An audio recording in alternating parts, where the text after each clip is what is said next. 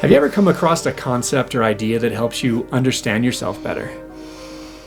I love it when that happens. It becomes like a magnifying glass that helps you understand yourself more deeply, or it helps you unpack something about yourself you may have only partially noticed but haven't fully articulated yet. One of these concepts for me lately is about how we get in our own way. And I, for one, am really quite good at it. I can plan myself into inaction. I can get way too wrapped up in my own head about things, overanalyze, procrastinate. These are some of my unconscious strategies for getting in my own way. They're like my own personal little hang-ups, or like some of the features that I come prepackaged with. This idea isn't new for me. I also know what it's like to take action before I get in my own way. It can feel amazing to yes a moment before I've had a chance to get in my own head about it, before my monkey mind kicks in and potentially spoils all the fun. So I've been in a discovery process about how to get out of my own way more often, and this has led me to the first rule of improv, which is yes and. The idea behind yes and is whatever the person you're improving with comes up with in the moment, you effectively respond with yes and by going along with what they're offering, and you build on top of that.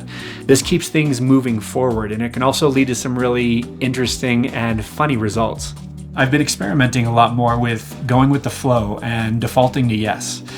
I know I can always change my mind later if I find I'm not actually a full yes, but just defaulting to yes and feels a lot more easeful, and it feels a lot more exciting. It helps me get out of my own way more often by bypassing the parts of me that would otherwise overanalyze things or plan myself into inaction. Starting with yes seems to help me leapfrog over that, and instead I get curious and I start to visualize the possibility, which feels a lot more exciting. And rather than getting in my own way, it feels like I'm giving myself a helping hand. I've also come to understand that overanalyzing things or getting in my own head about something can be a sign that I actually fear some kind of outcome, and that unexamined fear can lead to me getting in my own way. So I've been making an effort to be more easeful and even playful with those parts of myself when they arise, sometimes even having a compassionate conversation with those parts of myself. Hey there, old friend. Is there something I can help you with?